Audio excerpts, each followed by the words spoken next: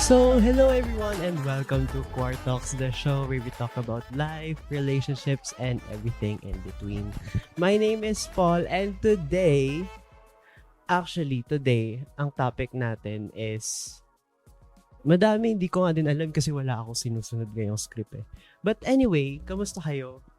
Right now, I am all alone in my bedroom. Wala na ulit akong guest kasi dapat supposedly these two previous episodes, madami yung naging guest. 6 sila, 'di ba?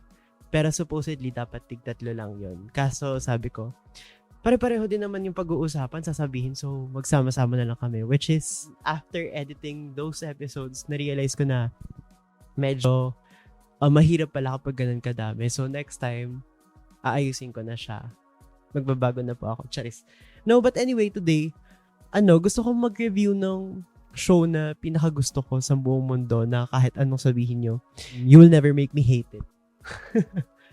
Pero, yes, we'll be reviewing Drag Race today.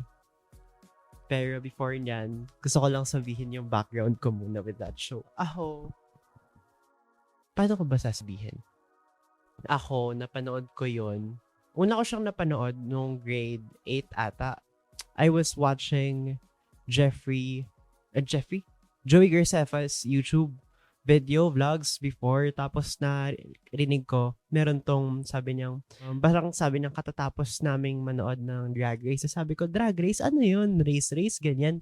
So, ginugol ko siya.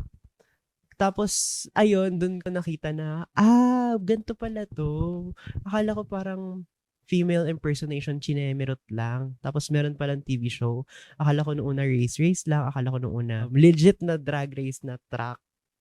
Tapos, after nun, nanood na ako. Nag-start ako sa season 6. Way before nung mga grade 8, grade 9. Season 6. Tapos, tanda ko pa nun, hindi pa ganun kasikat yung mga piratang pirated kinemerot. Tapos, hindi pa siya ganun kakilala sa worldwide, internationally. Feeling ko nga logo days pa to eh. Logo days pa since season 6. Logo days meaning yung franchise mismo, kung saan nag-umpisa yung show, andun pa rin siya. Hindi pa siya nag-move sa Paramount or MTV, ganyan. Pero, pinapanood ko siya dati sa YouTube. Nalala ko yung episodes pa dati sa YouTube na mga na pipirata lang. Nahahati siya into 15 minutes para hindi ma-copyright claim. So, doon ako nag-start. Tapos after nun, ang pinakaunang queen na nagustuhan ko is si Bianca Del Rio. Actually, Bianca Del Rio, Adore Delano. And then, sino na to? Courtney Act. Ayun, Courtney Act. Tapos si Ben de la Creme, syempre. Actually, yung season na yun, maganda siya talaga. Pangit lang yung siguro naging storyline nila Ganja that time. Pero right now, super likable siya. And I really love her. She made good TV actually. She made a lot of not statements, but catchphrases. Which in fact, yung phrase pala na Not Today Satan, nag-start kay Bianca Del Rio nung season 6. Akala ko dati, matagal na siyang phrase. Tapos yun pala sa kanya naggaling. Anyway, I'm going off on a tangent here. Pero yeah, tapos after nun, nanonood na ako ng Drag Race. Tuloy-tuloy na yun. Magmula grade 8. Tapos nalala ko pa nung grade 9, merong movie si Bianca na, it's called Hurricane Bianca. Yung storyline nito, parang teacher siya na may nagtitake revenge sa kanya. Tapos after nun, parang biglang nagkaroon ng sequel. Tapos napunta sila sa Russia.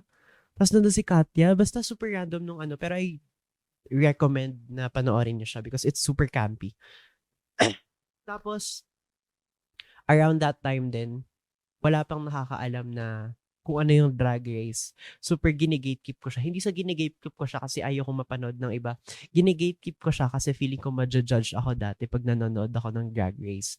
Like, kapag tinatanong nila, anong pinapanood mo? Tapos sabi ko, TV show lang, ganyan. Sa school dati, naalala ko yun. Tapos pag dito sa bahay, walang nakakaalam na nanonood ako ng Drag Race. Naalala ko pa nung nagagawa tong bahay namin, nasa labas ako kasi may nakahiwalay na upuan sa labas na parang sofa couch ba yun? Basta yung gawa sa kahoy. Tapos habang 3:00 ng hapon, ganyan, nag naggaganyan ako sa kumot, nagtatakip ako sa kumot para lang manood ng show. Tapos ayun, after nun, naging lifestyle ko na talaga siya. Doon ko na-realize, ay, bading pala ako. Sorry.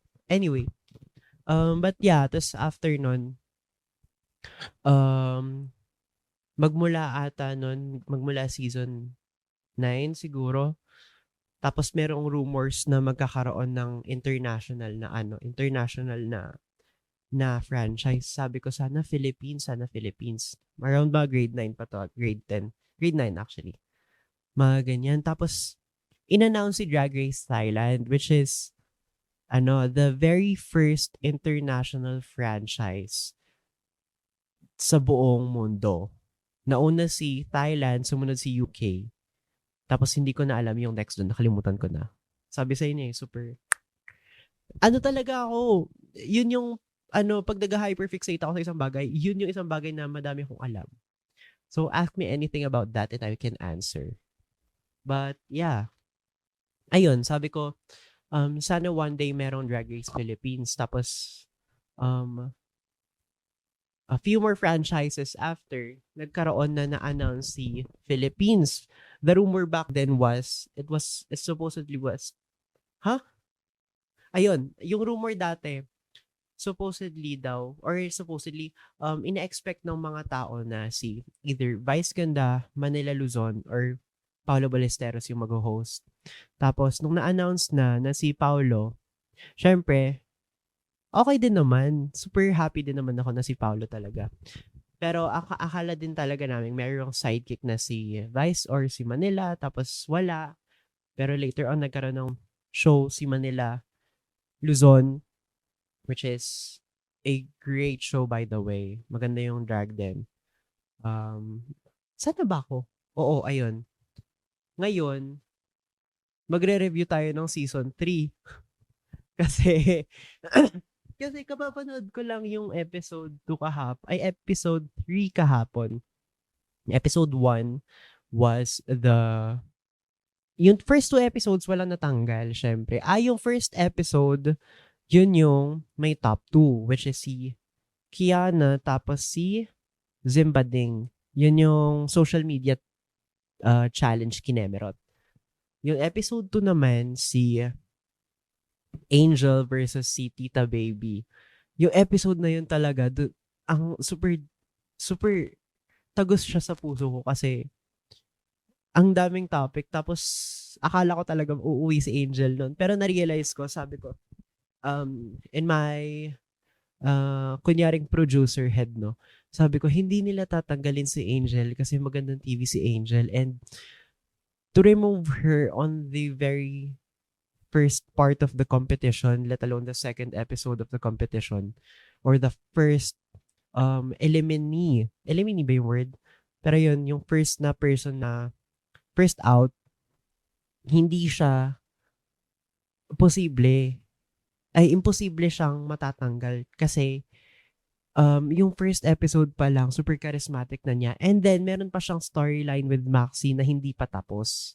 Parang wala pa siyang redemption na nakahiwalay si Angel kay Maxi kasi nga parang binibuild nung show na kung wala si Maxi, wala si Angel. Di ba parang ganun yung ginagawa na kailangan lagi silang nakadikit sa isa't isa.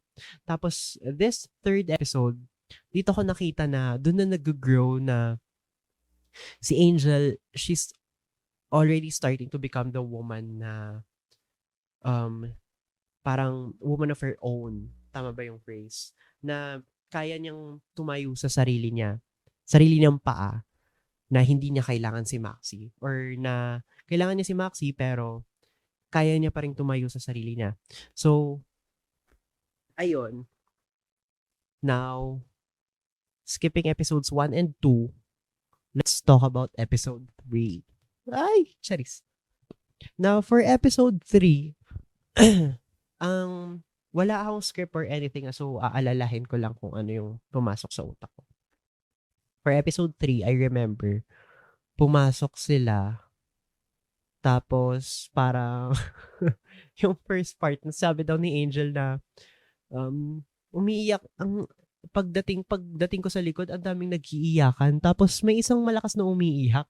Akala ko yung kapatid ko si Versex pala, sabi niyang gano'n. Tapos let's talk about Versex later. Tapos ayun, pero anyway, moving on. This week was a girl group challenge. So na-divide sa dalawa. So before that, nagkaroon ng mini challenge and nanalo si Kiana. Now, second win ba niya? Oo, second mini challenge win niya ata. Kaya parang sinabi nilang, Matilda, is that you? Sabi nilang ganun. Tapos, after nun, pinaghati ni Mama Pao or binigyan niya si Kiana ng chance para mag-decide kung sino yung winner or kung sino yung group niya. Tapos, ang pinili niya, if tama ako, okay, naalala ko na, si Kiana, si Kiana, si Maxi, si Versex, si Angel, tsaka si Popstar Bench. Ngayon, nung sinabi ni Kiana na Versex, ang sinabi niya dun sa storyline, ang sinabi niya sa talking head niya, sabi niya, actually parang walang siyang sinabi na pero parang yung way ng pagkakasabi niya sa talking head niya and then yung storyline, parang sinabi niya na, friends na kami ni Versex, ganyan. Di naman ako kumukontra doon. Parang good friends naman na sila. Pero, I have a conspiracy theory. I have a conspiracy na feeling ko, pinili ni Kiana si Versex kasi alam ni Kiana na hindi dancer si Versex. Tapos, lahat sila performers. So, it's strategic na kinuha niya si Versex para basically para maging siya, parang siya yung weakest link ng group. Now, sa kabila naman, it was Mix Chanel, J. Quinn, Tita Baby, Yudipota, tapos may dalawa pa akong nakalimutan eh. John Fideliaga, ayun. So, sa group naman nila, parang sila yung, alam mo yung parang group nung napag-iwanan, parang sinabi nilang ganon. Pero, moving on sa performance, okay naman sila. After nung pinagpipili, nag-conceptualize na sila and everything. And then, sa grupo nila, Kiana, si Maxi, sinusubukan niya talagang tumulong sa lahat. Parang, she's giving all of her opinions and suggestions para ma-build up yung buong grupo. While the other group, meron silang group effort pero parang nagiging, parang nagiging mas individual, sila, basta nagiging individual yung mga thoughts nila and then yung ways nung pagka-conceptualize nila, parang hindi sila nagko-collaborate kaano. Now, for the runway na tayo para mas keme lang. For the runway, nag-start or dun na sa main stage. Alam niyo, gusto ko yung suot ni Mama Pao ngayon. Ang ganda ng suot niya ngayon. This season, ang ganda ng mga suot ni Mama Pao. Sinabi ni Kalad Karen kung sino yung designer nung outfit, pero hindi niya sinabi. So, super curious ako kung siya ba talaga yung nag-design or siya yung gumawa or iba pa yung gumawa nung dress niya. Kasi, feeling ko siya yung gumawa eh. Or, kasi ba't hindi niya credit, diba? Diba usually nagka-credit siya? So, baka doon nag-start yung issue kinemo. Yung performance. So, they performed to Dapat Pakak, a new song this season. Habang pinapakinggan ko yung intro ng Dapat Pakak, meron siyang sabi ko, bakit parang familiar to? Tapos naalala ko, pareho sila nung tono nung pop off ata yung tan tan tan tan tan tan tan tan tan tan tan tan. Ayun, yung first part na yun. Tapos, yung sa Dapat Pakak, kung pakikinggan niyo yung dalawa, super similar. Hindi sila similar, pero parang pareho sila nung related sila, ganyan. Hindi sila magkapatid, pero related sila. Para sila magpinsan, yung tono, ganon. So, nag-start sila sa group 1, yung group ni Kiana. Hindi ko na siya i-explain isa-isa, pero ang pinaka nagustuhan ko dito is yung verse ni Maxi and then yung verse ni Popstar Bench. Sila talaga yung nag-stand out sa akin during that performance. Pero, nung nakita ko silang lumabas, lahat sila cohesive yung looks. Lahat sila related sa look ng isa't isa. Except kay Versex. The color was green. However, yung damit ni Versex is para siyang leotard ata or jumpsuit. Pero, lahat kasi sila neon green. Tapos sa kanya, lahat sila green na walang bahid ng second or third colors. Pero yung sa kanya kasi, may mostly black, tapos onting green. So, parang siya yung naiiba dun sa group. Ang itsura tuloy, parang siya yung bida or parang siya yung main pop star. Which is, okay din naman, perfect. Pero pagdating sa performance na yun, nung nag-start na yung sayaw nila and then yung choreo and everything, makikita mo talaga na medyo behind siya dun sa performance nung iba. Now, yung kay Maxi and Popstar Bench naman, maganda yung verse nila. Maganda yung verse nila lahat. Pero, nag-stand out lang talaga sa akin yung kay Maxi tsaka yung kay Popstar Bench. Now, sa kabilang group naman, sila Mix Chanel, J. Quinn, John Fideliaga, Tita Baby, tapos, Yudipota. Ang masasabi ko lang is, mas choreographed yung group nung kabila kesa yung group nung second group. Tapos, nagkaroon ng individualism, ganyan, na hindi sila nag-collaborate or hindi sila may team effort pero yung talaga parang sari-sariling laban to ha, ganyan. Unlike sa other group na tulong-tulong, magmula umpisa hanggang dulo. Tapos, dito naman sa second group, ang pinakagusto ko dito ang performance ni John Fideliaga, tapos may isa pa ako, pero ang pinaka-bet ko talaga is si John Fideliaga. Now, ayun, after nung performance na yon, Runway, i-rate ko na lang yung pinaka-best na look na naalala ko. Ang pinaka-best na look na gusto ko is yung kay Kiana. Putang ina, yung carnival ni Kiana, mapapagulat ka talaga. Akala mo, ayun, ganun. Yung kay Kiana, tapos yung kay John Fideliaga. Yung kay Kiana, para siyang payaso or yung payaso yung face, pero siya yung buong karnabal. Tapos yung ulo niya, yung mukha niya, gumigewang-gewang. Paiba-iba. Merong different faces. Tapos yung kay John Fideliaga naman, carousel. Similar siya dun sa suot ni Popstar Bench. Pero kasi yung kay Popstar Bench, Ferris wheel pala. Yung Ferris wheel, nasa harap. So, naboblock yung face ni Bench. Pero yung kay John Fideliaga, nasa likod. Tapos mas maraming parang siya nga yung buong carnival. So, ayun. Tapos, nagkaroon ng super sensitive na topic, which is, very important sa TV and very important na marinig ng lahat, pero I will not discuss it here because it's too sensitive to discuss and baka may mali akong masabi. Technically, halos lahat ng mga sinasabi ko dito mali. So, take everything with a grain of salt. I am not a drag artist. I am not a drag performer. I am only a avid drag fan. And, yeah, so, wag niyo pong kukunin yung opinion ko na seryoso kasi baka mamaya magsabi, wala, hindi ka na magdrag, ganyan yung mga sinasabi mo. Bakit ba? Opinion ko nga. Pero yes po, wag po niyo take na seryoso. These are, keme lang sa brain ko.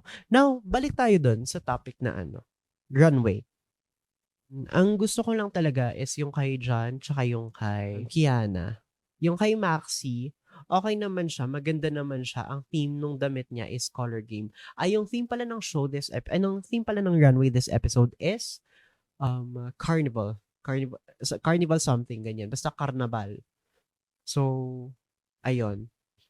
Si Maxi, sakto lang. Maganda naman yung suot, pero sakto. Mas maganda yung kila Kiana. Now, for the bottom three naman, ang bottom three, I see Versex, J. Quinn, and Mix Chanel. Do I agree with the bottom three? Yes. Do I agree with the bottom two this episode?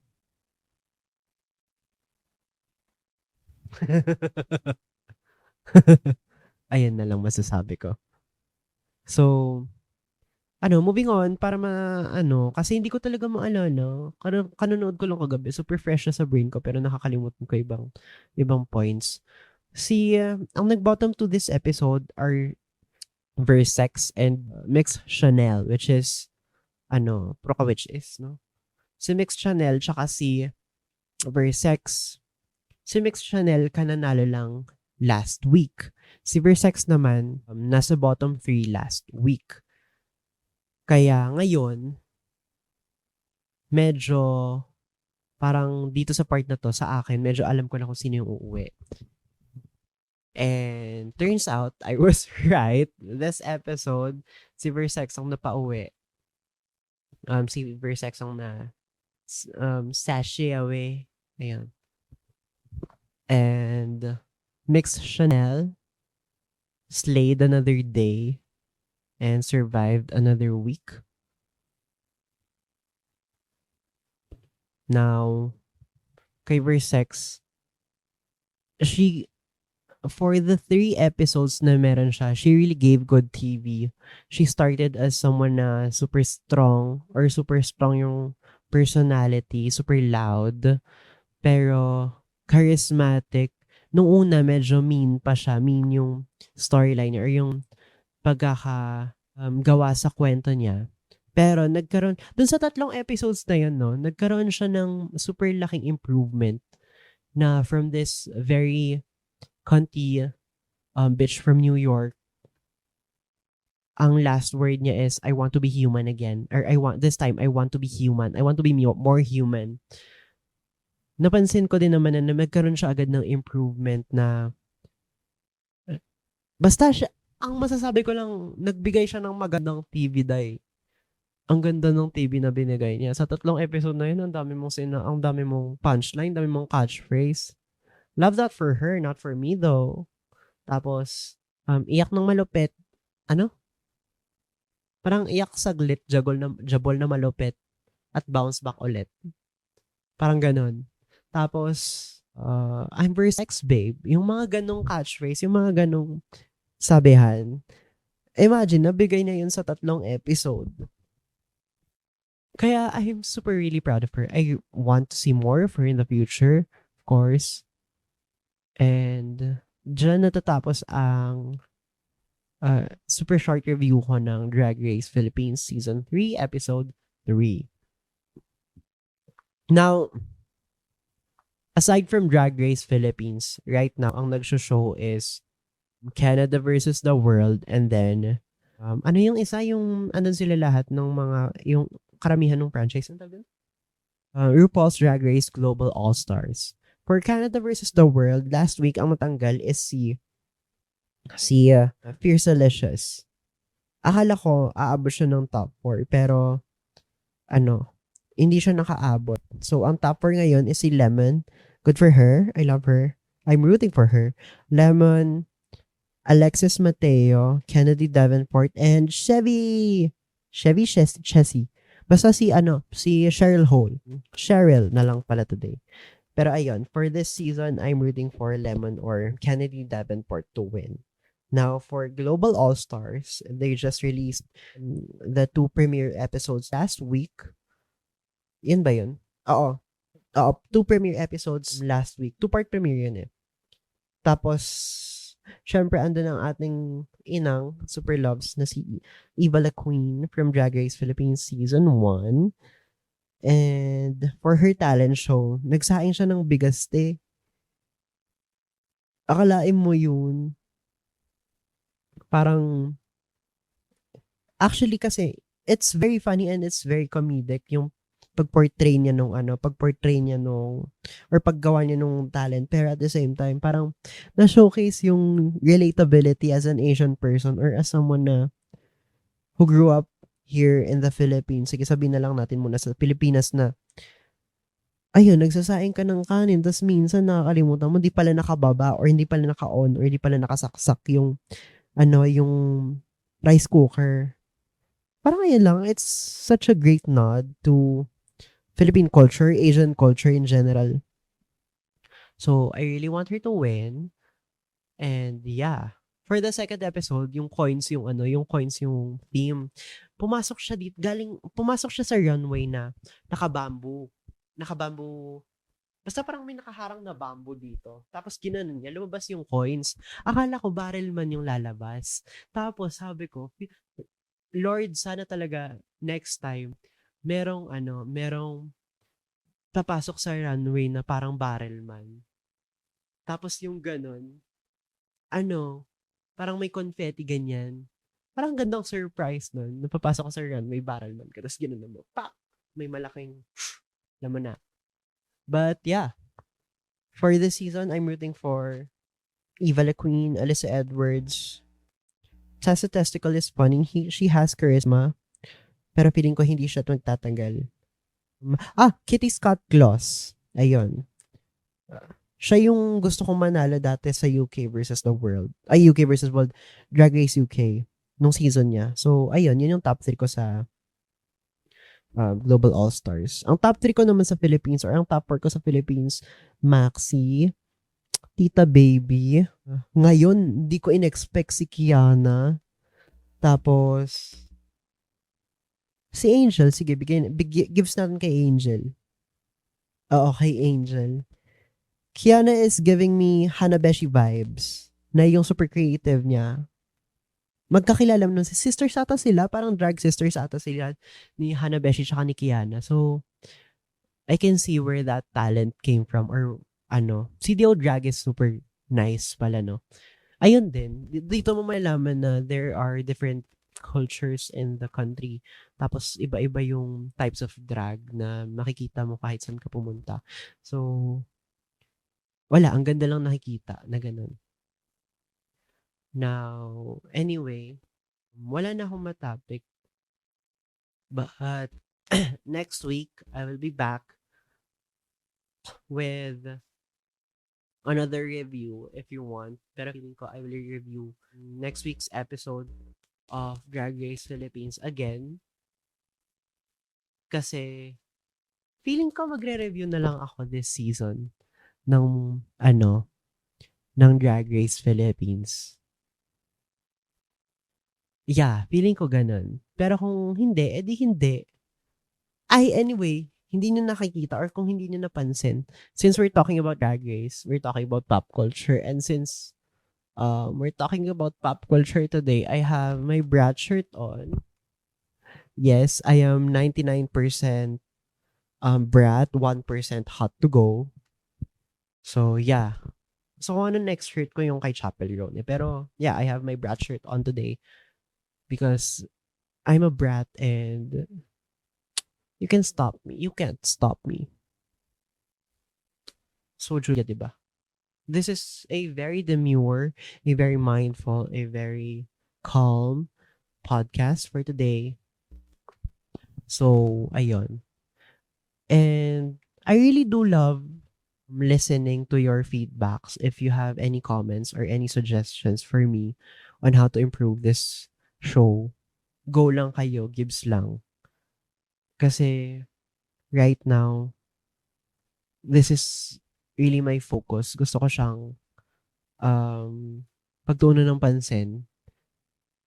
Kasi ito naman talaga yung dream ko dati. Hindi naman siya sa dream, pero ito talaga yung inumpisahan ko nung college, nung first year, na sabi ko, gagawa ako ng podcast. Nung pandemic pa yun. Tapos hindi ko na tinuloy kasi super na busy ako. But right now, I am medyo free na sometimes. So, why not make this a thing ngayon kesa sa magsisi ako na hindi ko ginawa, diba? Kaya, yeah. So, if you want more episodes, hit subscribe or hit follow on Instagram at QuartoxPod, and hit subscribe on my YouTube channel where you can find this video, and follow me on Instagram at Pilosopoly. And if you want to donate, or if you want to tip me, or if you want to give support sa akin so that I can improve this show better or improve this show more, you can buy me a coffee. Links are all down below. Kaya, ayun, support na lang guys. Thank you very much for supporting and watching and listening. Kung nasan man kayo, I will always be there to sabihin ko sana ruin your day. Pero, yeah, I'm always there to be your, hindi naman sa devil sa shoulder, pero yung nagpa-play lang sa background. Gusto ko kasi yung ganun eh. Yung ako yung naririnig yung nagpa-play sa background kahit may ginagawa kayo. Tatrabaho, nagsusulat, or naglalaba, nagluluto, ganyan. And ngayon, papaalam na ako at may gagawin pa ako. So, thank you everyone and bye!